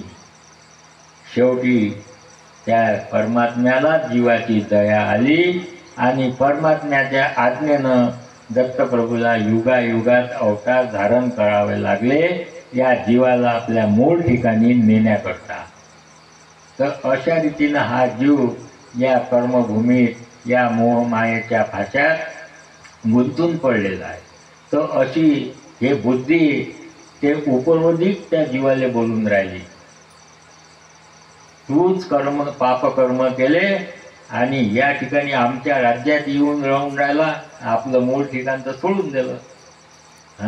तुझ्या मूळ ठिकाणी तू चांगला होता ना, पण तुले तर अशी बुद्धी आली, विपरीत बुद्धी, की कर्मभूमीवर जाईल, सर्व प्रकारचं सुख भोगे आणि माझ्या मूळ ठिकाणी मी वापस येईल. अशा मोठ्या प्रोभीनं तू या ठिकाणी आला आणि वापस गेलाच नाही, अशी ते बुद्धी त्या जीवाले म्हणू लागली. मग आता त्याच्यावर जीव काय बोलणार, जीव स्तब्ध बसला. मग आता जीवानं पाहिलं की आता चित्त तरी आपल्या इकडून काही ना काही बोली, म्हणून चित्ताकडे मोठ्या आशेनं पाहिलं. मग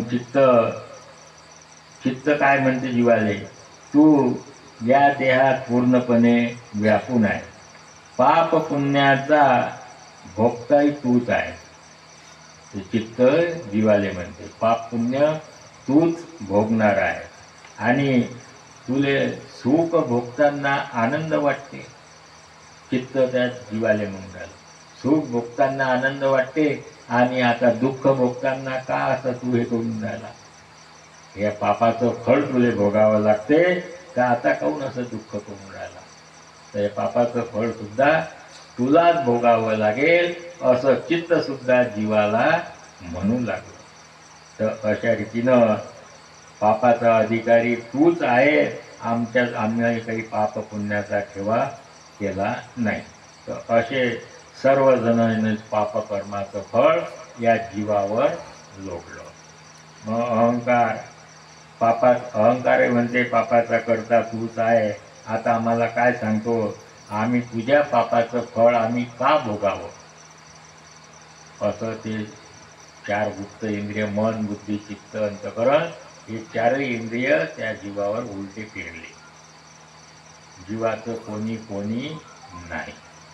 तर अशा रीतीनं सर्वजण म्हणते की बा मी करून सगळं पाप केलं आणि आता ते भरताना तुले का दुःख वाटून राहिलं, असं ते सर्वजण म्हणले. मग आता सगळेजण चारही जण त्याच्यावर उलटले. आता सगळ्यांना झाल्यावर सगळ्याचं बोलणं ऐकल्यानंतर मग यमराजानं त्या सभेत जे काही बसलेले होते, दरबारात जे बसलेले होते, जे ज्ञानी पंडित होते, त्या ज्ञानी पंडितांचं मत विचारात घेतलं. त्या ठिकाणी इंद्र चंद्र गण गंधर्व बृहस्पती या सर्वांचे विचार घेतले की बा आता याच्यावर आपण काय निर्णय द्यावा. मग सर्वांनी विचार विनिमय केला आणि सर्वांनी विचार विनिमयानंतर निर्णय घेतला आणि सर्वांनी या जीवाला अपराधी ठरवलं. सर्वजण निघून गेले. वाईट कर्म करणारे होते ते सर्व निघून गेले आणि सर्व दोष या जीवावर आला. सर्व दोष या जीवाला आला. सर्वांनी या जीवाला अपराधी ठरवलं. आता सर्वजण म्हणून राहिले की आता या जीवाला शिक्षा करा, असं सर्वजण त्या यमराजाला म्हणू लागले. मग सर्वांचं म्हणणं ऐकून घेतल्यानंतर यमराजा म्हणून लागला की आता या जीवाला कुंभी पाकात टाका, असं यमराजानं आज्ञा दिली. मग त्यावेळेस जीवाला पश्चाताप झाला. ज्यावेळेस पश्चाताप व्हायला पाहिजे त्यावेळेस नाही. आणि आता या ठिकाणी ज्यावेळेस त्या पापकर्माचं फळ भोगावं लागत आहे, कुंभी पाकात ते यमदूत त्याला नेऊन राहिले, त्यावेळेस त्याला जीवाला पश्चाताप झाला. आणि मग जीव विचार करू लागला की मी या वैरी लोकांची संगत केली, परंतु त्यांच्या कर्माचं फळ मात्र मला एकट्यालाच भरावं लागते. म्हणून सर्वापुढे सर्वांच्या सोबत माझं काही चालत नाही, असं तो जीव मनाशी विचार करू लागला. किंवा सर्व आपल्याच भोवती आलेलं आहे. तर असं तो जीव विचार करत करत पश्चातापानं दग्ध झाला.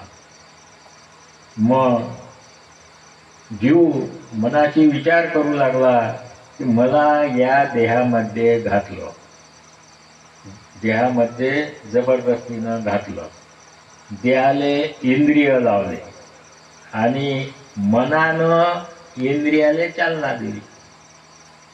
कोणतं काम करायचं काय नाही करायचं ते मनानं सांगितलं की बा हे काम कर ते काम कर.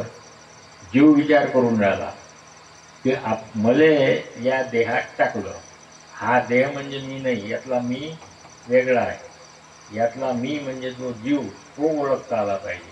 हे शरीर म्हणजे मी नाही, तर यातला जो मी आहे, यातला जो जीव आहे, तो जीव मनाशी विचार करू लागला की मले याईनं या देहात टाकलं, विश्वरूप माया चैतन्य मायेनं या देहात टाकलं. देहात टाकलं आणि या देहाले इंद्रिय लावले, 5 ज्ञानेंद्रिय, 5 कर्मेंद्रिय, 4 हे गुप्त इंद्रिय, असे 14 इंद्रिय लावले. आणि हे 14 इंद्रिय पाप कर्म करू लागले.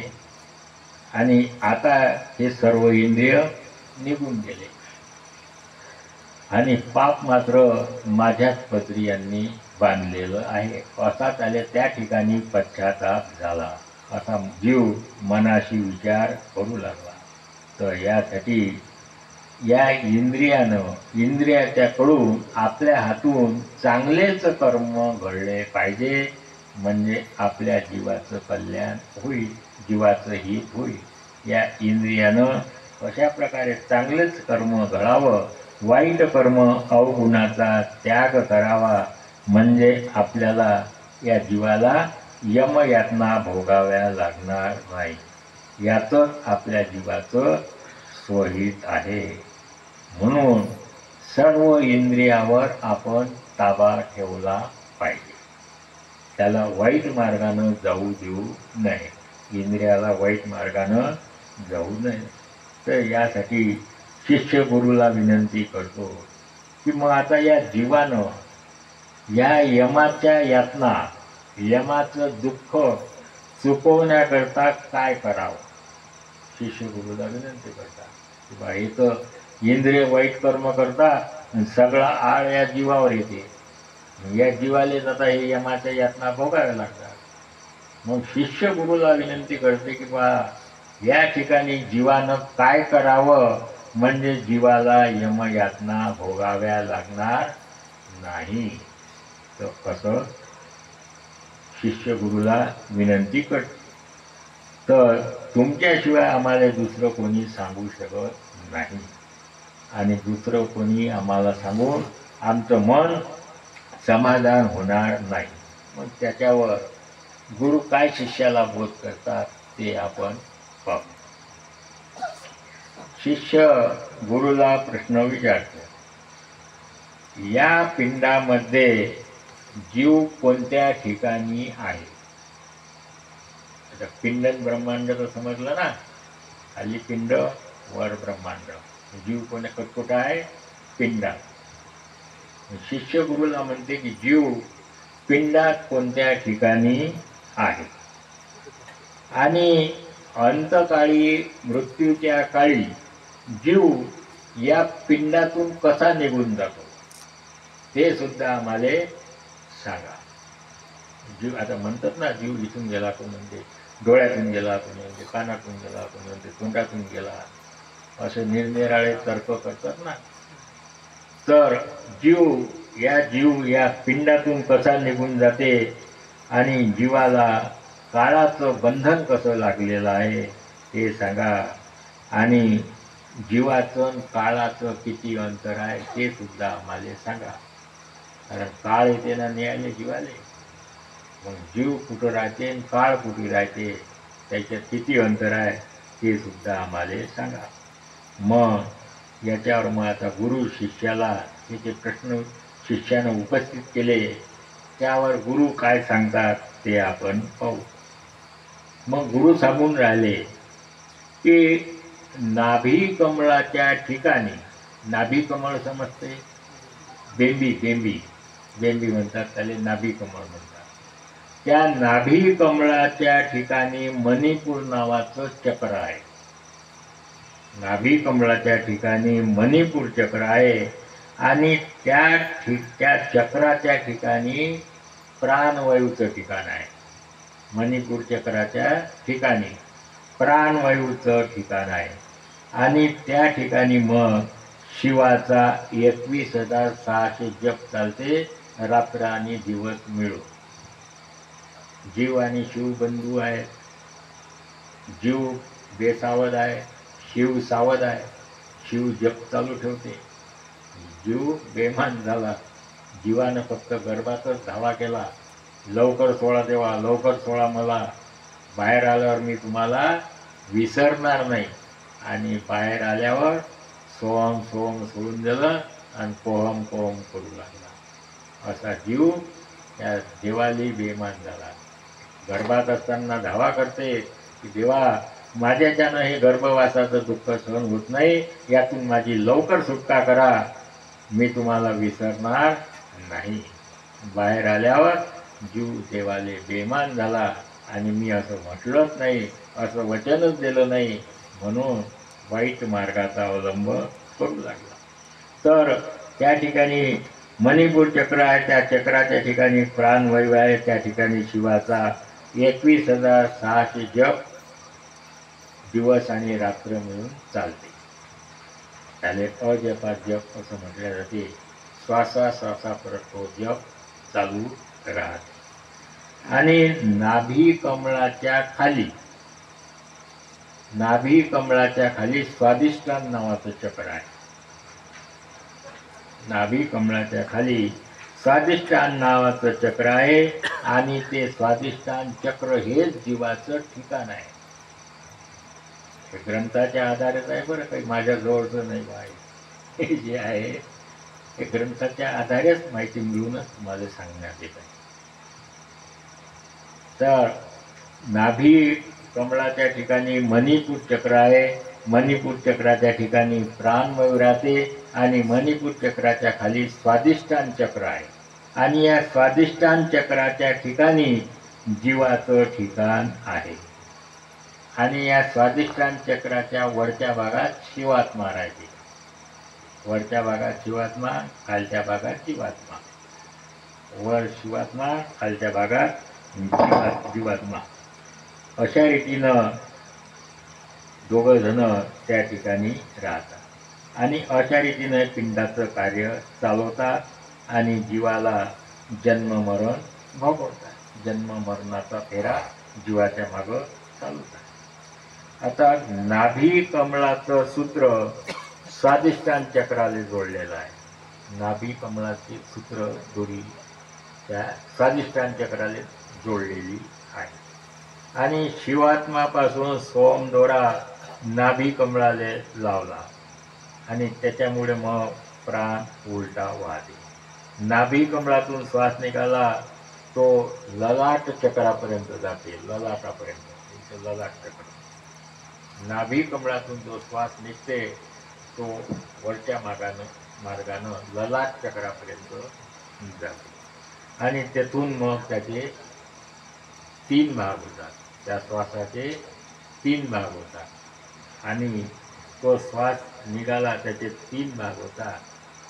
ते 3 भागाले इळा पिंगळा सुषुम्ना असं म्हणतात. आहेत ना 3 नाड्या. हा श्वास नाभिकमलातून निघून वर नासागराच्या ठिकाणी येते आणि तिथून त्याचे 3 भाग होतात. इळा पिंगळा सुषुम्ना. त्यालेच गंगा यमुना सरस्वती सुद्धा म्हणतात. तर ह्या 3 नाळ्या ज्या आहे इळा पिंगळा सुषुम्ना, तर या 3 नाळ्यातून तो श्वास प्राणवायू फिरत राहते. तर पिंडात त्या इळा पिंगळा सुषुम्नाद्वारे जे प्राणवायूचं चलनवलन राहते त्याच्यावर आपलं श्वास निघत राहते आणि तो मनुष्य जिवंत राहते. आणि अशा रीतीनं हा प्राणवायू या फिरत राहते, शरीरात फिरत राहते. आणि प्राणवायू जर संपून गेला की मनुष्य मरण पावते. प्राणवायूचं जर फिरणं बंद झालं की मनुष्य मरण पावला असं म्हटल्या जाते. मग नाभिकमलातून प्राणवायू निघतो. प्राणवायू निघतात सर्व देवता आपापलं ठिकाण सोडून जातात. की प्राणवायू गेला शरीरातला त्या देवता सोडून जातात. सर्व इंद्रिय शिथिल होतात. थंडगार पडते सर्व शरीर. तर सर्व इंद्रिय शीतल पडतात. तर आपल्याला मृत्यू कसा यावा, शुभ मृत्यूचे लक्षण काय, हे सुद्धा माहीत असणं आवश्यक आहे. तर मृत्यू कशा प्रकारे आला पाहिजे.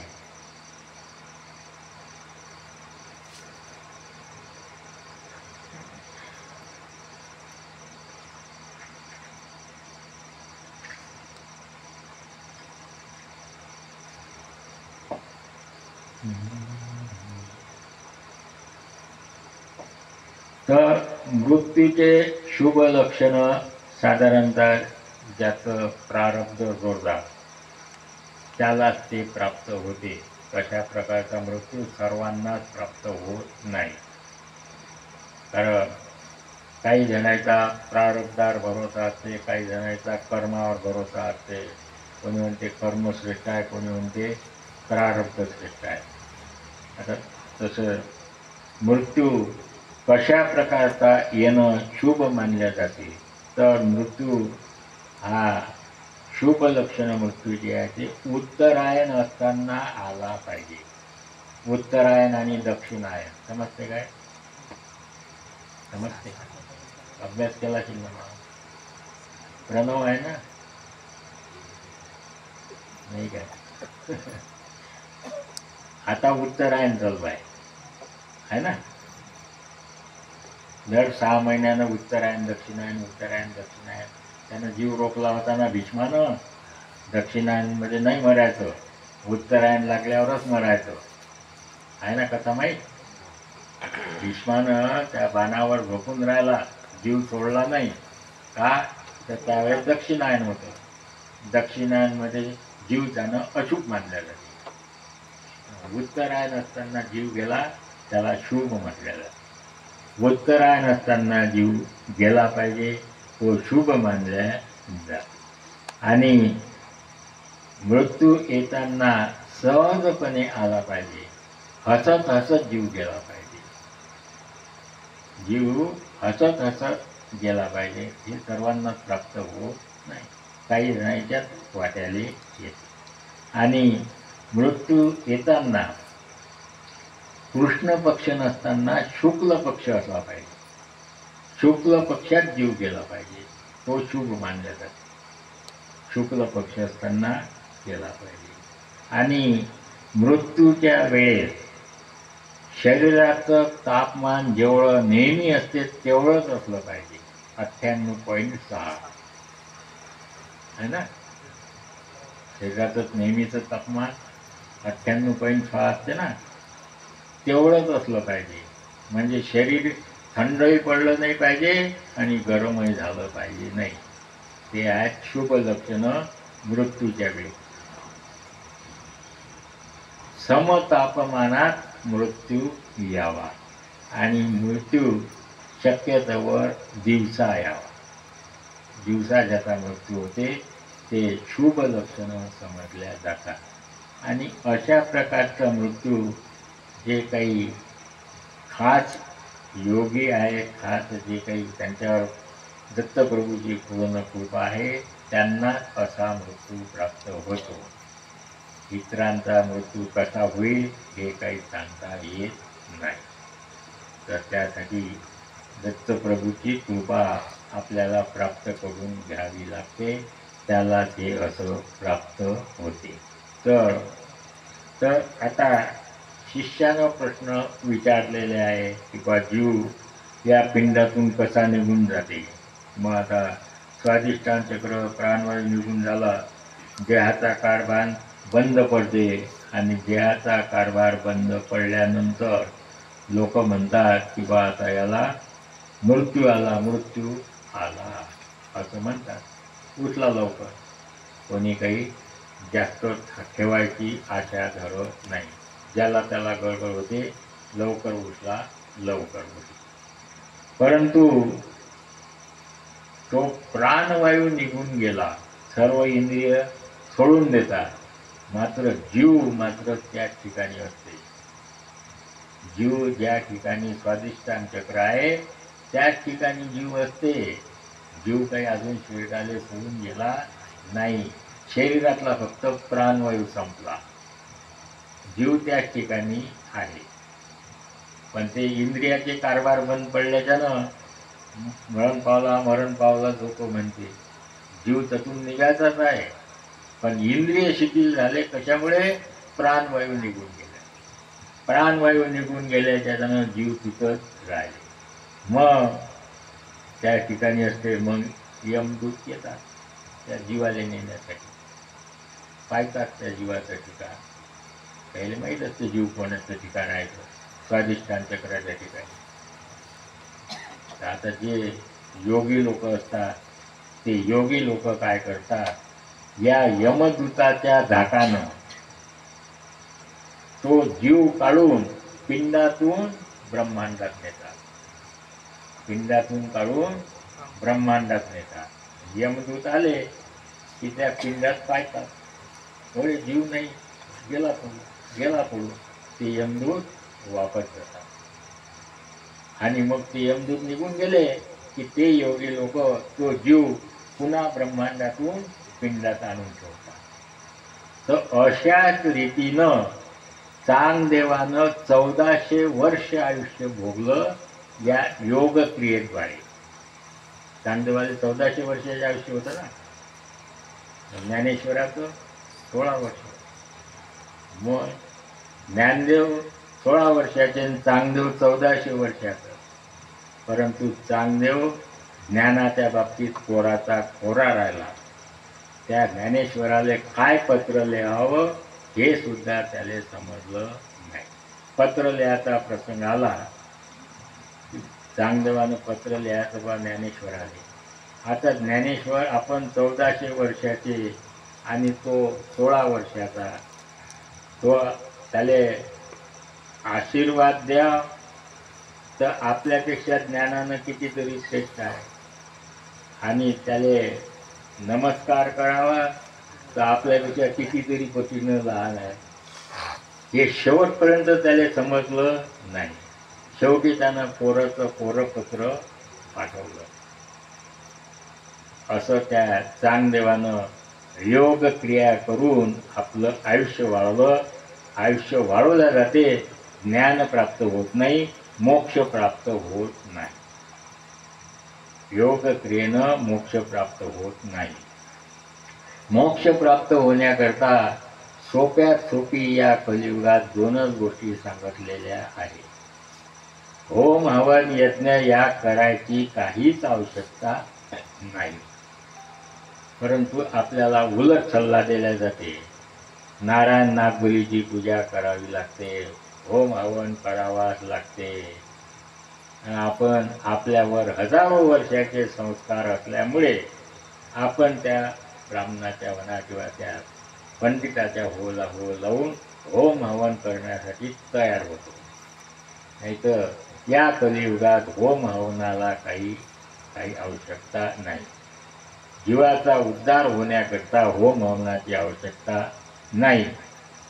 या जीवाचा उद्धार होण्याकरता नामस्मरण आणि सत्पात्राला अन्नदान, सत्पात्रावर अन्नदान करणे, परोपकार करणे, या दोनच गोष्टीनं जीवाचा उद्धार या कलियुगात एवढा सोप्यात सोपी मार्ग सांगितलेला आहे. परंतु आपण त्याचा सुद्धा विचार करत नाही. नामस्मरण करावं लागते. आता आपलं बरेच जणांचं वय झालं. आता जे काही तरुण पिढी आहे, या तरुण पिढीचा खूप आनंद वाटते की या वयात सुद्धा हे अशा या सत्संगाला, प्रवचनाला आपली हजेरी देतात. तर यांच्या जीवाचं हित निश्चितच झाल्याशिवाय राहत नाही, हे आम्हाला खात्री आहे. कारण आम्हाला ह्या वयात असे बालकडू प्राप्त झाले नाही. हे जे ज्ञान प्राप्त होते हे 50-60च्या पुढे गेल्यावरच समजते आणि त्यावेळेस आपले इंद्रिय आपल्याला साथ देत नाही. आपण नामस्मरण करू शकत नाही, एका ठिकाणी बसू शकत नाही, भजन पूजन करू शकत नाही, कोण्या तीर्थयात्रेला जाऊ शकत नाही. आणि हे आता तरुण जे आहे हे तरुणांच्या अंगात सर्व शक्ती असते. ते सर्व प्रकारचे प्रयत्न करू शकतात आणि निश्चितच आपल्या जीवाचा उद्धार केल्याशिवाय राहू शकत नाही. आणि या पाळोदी गावातले तरुण तर नक्कीच मोक्ष मार्गाला गेल्याशिवाय राहणार नाही. काही ना काहीतरी जातीनच असा आम्हाला भरोसा आहे. कारण आतापासून त्यांच्यावर एक चांगल्या प्रकारचे संस्कार घडत आहे.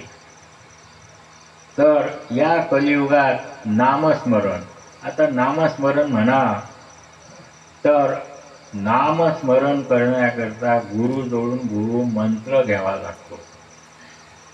आता गुरु करतानाही घाई गडबडीत कोणाली गुरु केला तर उपयोग होत नाही. कारण तो जर सुगुरू असला तरच जीवाचं हित होईल. आणि गुरु जर कुगुरू निघाला तर गुरुही डुबते आणि शिष्यही डुबते. म्हणून गुरु करताना सुद्धा त्याचं पूर्वपीठिका जाणून त्याचा ज्ञानसंग्रह हा जीवाचा उद्धार करण्याचा त्याला तळमळ आहे किंवा नाही, हा स्वतःच्या जीवाचा उद्धार करून आपल्या शिष्याचा सुद्धा उद्धार करेल किंवा नाही याचा विचारपूर्वक निर्णय करूनच त्या गुरुजवळून गुरुमंत्र घ्यावा आणि आपल्या जीवाचं हित साध्य करून घ्यावं. आता गुरु केल्यानंतर गुरु जे मंत्र देतात त्याचं नामस्मरण आपल्याला 13 कोटी करावं लागते. 13 कोटी नामस्मरण करावं लागते. 1 कोटी नामस्मरण झालं म्हणजे एक इंद्रिय आपलं ताब्यात येते, ते वाईट मार्गाकडे वळत नाही. 2 कोटी 2 इंद्रिय ताब्यात येतात, 3 कोटी 3 इंद्रिय ताब्यात येतात, 10 कोटी 10 इंद्रिय आपल्या आज्ञेच्या बाहेर वागत नाही, वाईट मार्गाचा अवलंब करत नाही. असं 10 कोटी नामस्मरणाचं फळ आहे. 10 कोटी नामस्मरण ज्याचं झालं त्याचे सर्व इंद्रिय या वाईट मार्गाचा अवलंब न करता चांगल्या सत्मार्गाला लागतात. तसं 10 कोटी नामस्मरण ज्याचं झालं त्याला ते फळ प्राप्त होते. आणि 11 कोटी नामस्मरण झालं त्याचं मन सुद्धा ताब्यात राहते. ते इकडे तिकडे कसं करून काय करू, तंग करते मला माझं पाखरू म्हणायची वेळ येत नाही. त्याचं मन सुद्धा त्याच्या ताब्यात येते. तर असं हे 11 कोटी नामस्मरणात आहे. आणि 12 कोटी नामस्मरण झाल्यानंतर त्याला त्या परमात्म्याच्या स्वरूपाचं प्रत्यक्ष दर्शनाचा साक्षात्कार घडतो. 12 कोटी नामस्मरण झाल्यानंतर. आणि 13 कोटी नामस्मरणात तो जीव मोक्षपदाचा अधिकारी बनतो. आता हे 13 कोटी नामस्मरण हे करण्याकरता दररोज जर 25,000 केलं तर 16 वर्ष 3 महिने लागतात. सकाळी 12,000 आणि संध्याकाळी 13,000 असं दररोजचं 25,000 जर केलं तर 16 वर्ष 3 महिने लागतात. तर एवढं आपल्याला फार कठीण वाटते. म्हणून जेवढं होईल तेवढं तरी नामस्मरण करावं. ते नामस्मरण या जीवाच्या सोबतच राहते, ते काही व्यर्थ जात नाही. तर या जन्मी नाही तर पुढच्या जन्मी नाही तर त्याच्या पुढच्या जन्मी ते नामस्मरण त्याच जीवाच्या उपयोगी पडते. तर असं हे तरुण अवस्थेत जरा याचं आपल्याला म्हणजे वेळ लागलं तर 13 कोटी नामस्मरणही होऊ शकते. आता ज्यांचे वय झालेलं आहे त्यांचं 13 कोटी नामस्मरण शक्य वाटत नाही. तर ज्यांचं जेवढं झालं ते काही व्यर्थ जात नाही. आपल्याला त्याचा हिशोब नाही ठेवला तरी चालते, हिशोब ठेवणारा तो त्याचा हिशोब ठेवत राहते. म्हणून नामस्मरण आणि सत्पात्राला अन्नदान, सत्पात्रावर परोपकार. तर त्याच्यात सत्पात्र आणि कुपात्र हे सुद्धा आपल्याला ओळखता आलं पाहिजे. आपण दानधर्म करून राहिलो आणि त्या दानाचा कशा प्रकारे उपयोग होतो याचा सुद्धा दान देताना विचार करावा लागतो. नाही तर मग एखादा आला आपल्याजवळ रडत भेकत आला, 100 रुपये 200 रुपये मागितले, आपल्याला त्याची दया आली, आपण 100-200 रुपये त्याला दिले आणि त्यानं जाऊन त्याची दारू प्राशन केली, एखादा चाकू विकत घेतला आणि एखाद्याशी भांडण करून एखाद्याचा खून केला, तर त्याचा दोष सुद्धा या दान देणाऱ्याला लागतो. तो तर त्याला तर लागतो, पण दान देणाऱ्याला सुद्धा त्याचा दोष लागतो. म्हणून दान देताना सुद्धा सत्पात्र आणि कुपात्र हे ओळखूनच दानधर्म करावा लागतो. तरच त्या दानाचं सार्थक होऊ शकते, नाहीतर ते दान व्यर्थ जाते. म्हणून सत्पात्र आणि कुपात्र ओळखून दानधर्म करावा आणि जेवढं काही होईल तेवढं परोपकाराचं कार्य आपल्याला जोपर्यंत हे जीवन प्राप्त झालेलं आहे तोपर्यंत करावं आणि सर्वांशी जेवढं होईल तेवढं प्रेमानं वागण्याचा प्रयत्न करावा. आता प्रेमानं वागणं तर सोडूनच द्या, परंतु एक इंचभर जाग्यासाठी शेजाऱ्याशी आपण भांडण करतो. 1 इंचभर जाग्यासाठी कोर्टानं खटले चालू असतात. तोही काही इथं कायम राहायला आला नाही, हाही काही इथं कायम राहायला आला नाही.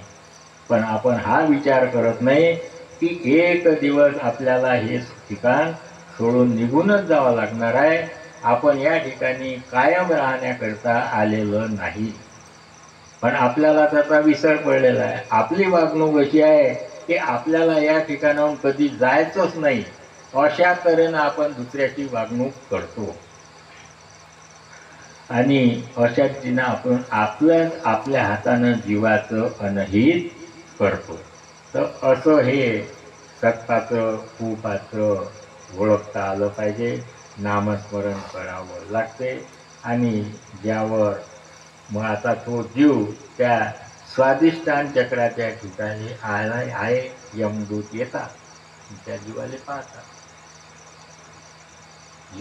पाहतात, यमदूत त्या जीवाले काढतात. मग जीवाले यमदूत घेऊन जातात. जीव केवढा आहे आता ते तुम्हाला सर्वांना माहीत आहे. जीव मोहरीच्या दाण्याचा 60वा भाग एवढा जीव प्रत्येकाच्या शरीरात आहे. तर असा हा जीव या शरीरातून ते यमदूत काढून घेऊन जातात. मग त्या देहाले मग त्या ठिकाणी स्मशानामध्ये घेऊन जातात आणि कोणी अग्नी देते, कोणी पाण्यात टाकते, कोणी जमिनीत गाडते आणि काही जण मेल्यानंतर सुद्धा आपण दुसऱ्याच्या उपयोगी पडलं पाहिजे म्हणून त्या प्रेताला विहिरीत टांगून ठेवतात, दोरानं बांधून ठेवतात. फारशी लोक त्या प्रेताले विहिरीत असं दोरानं बांधून ठेवतात आणि मग ते जंगलातले पक्षी घेऊन ते सर्व मांस त्याचं खाऊन टाकतात. अशा रीतीनं मेल्यानंतर सुद्धा तो दुसऱ्याच्या उपयोगी पडते अशी त्यांची भावना आहे. तर अशा रीतीनं काही जण जमिनीत जातात. कारण काय आहे की मृत्यूनंतर सुद्धा या शरीरामध्ये जो धनंजय नावाचा वायू असते तो 36 तासपर्यंत या देहाले सोडून जात नाही. 10 प्रकारचे वायू या शरीरात आहे. त्यातला धनंजय वायू हा 36, यातला जीव गेला, प्राणवायू गेला तरी तो 36 तास त्या शरीराला सोडत नाही. म्हणून ज्यांना हे अवगत आहे ते त्याच्यासाठी त्या शरीराले जमिनीत काढतात. हे आहे त्याचं कारण. धनंजय वायू 36 तासपर्यंत त्या शरीरात असतो. आता ज्यांना माहीत आहे ते जातात, ज्यांना माहीत नाही ते अग्नी देतात. शेवटी काय आहे की पंचमहाभूतापासून बनलेलं शरीर पंचमहाभूतातच विलीन होते. अग्नी दिलं तरी अग्नीनं बनलेलं आहे शरीर. पृथ्वी, आप, तेज, वायू, आकाश या पंचमहाभूतापासून बनलेलं हे शरीर आहे आणि पंचमहाभूतातच शेवटी विलीन होते. म्हणून अग्नी देणं काही वाईट नाही किंवा पाण्यात टाकणंही काही वाईट नाही, जमिनीतही काढणं काही वाईट नाही. शेवटी पंचमहाभूताचं शरीर पंचमहाभूतातच विलीन होते. अग्नी दिलं तरी त्यातले बाकीचे तत्व त्या तत्वात मिळून जातात. पाणी पाण्यात मिळून जाते, अग्नी अग्नीत मिळून जाते, पृथ्वी तत्व पृथ्वीत मिळून जाते, आकाश तत्व आकाश तत्वात मिळून जाते. शेवटी ते तत्व आपल्या तत्वात समावून जातात. म्हणून पंचतत्वाचा शरीर हे पंचतत्वातच शेवटी मिळून जाते. मग ते यमदूत त्या जीवाले घेऊन जातात. मग तर शिष्याच्या मनाचं समाधान काही झालं नाही. तर शेवटी शिष्य काय म्हणते की बा मग आमचा अंतकाळ कसा साधावा. शिष्य म्हणतात की आमचा अंतकाळ आम्ही कसा साधावा आणि यमाच्या यातना कशा चुकवाव्या.